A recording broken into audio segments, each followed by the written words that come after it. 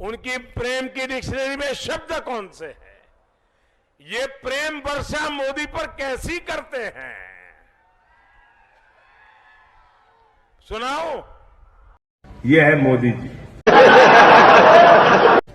और आज उनसे भी 4 गुना आगे हमारी वित्त मंत्री जी, उन्होंने कहा, लोगों ने कहा भाई रुपया गिर रहा है, डॉलर के मुकाबले रुपया हो गया 83 का, तो वित्त मंत्री जी ने कहा, First of all, I would look at it as not rupees sliding, I will look at it as dollar strengthening.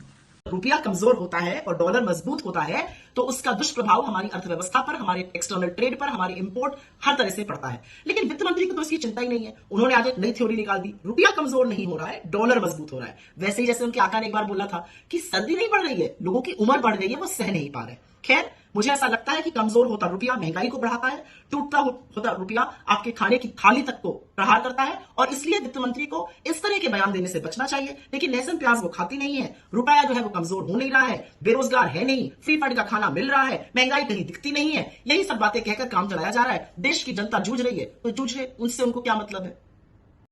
Dollar strengthening incessantly. So obviously all other currencies are performing against a strengthening dollar. रुपया गिर नहीं रहा है, dollar मजबूत हो रहा है। बात तो सही है।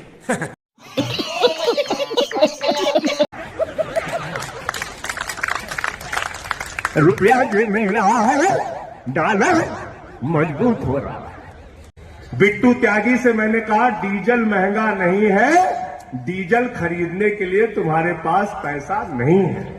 अशोक कमांडो को मैंने कहा, अरे आटा दाल चावल महंगा नहीं है। नहीं, झूठ बोल रहा है। तुम्हारे घर में पैसा नहीं है आटा दाल चावल खरीदने के लिए। कौन है ये लोग? कहां से आते हैं? पंकज अवाना को कहा, क्यों चिल्लाते हो? कैंसर की दवा, टीबी की दवा, हार्ट की दवा महंगी नहीं। वित्त मंत्री जी कह रही है कि तुम्हारे पास दवा खरीदने का पैसा नहीं, कमी तो तुम्हारी है, उनकी क्या कमी है? कैसे कैसे लोग रहते हैं यार यहाँ पर। अब महंगाई झेलने की क्षमता आप में नहीं है, ये आपकी कमी है, उनकी कमी नहीं है। सुना ज्ञान आपने?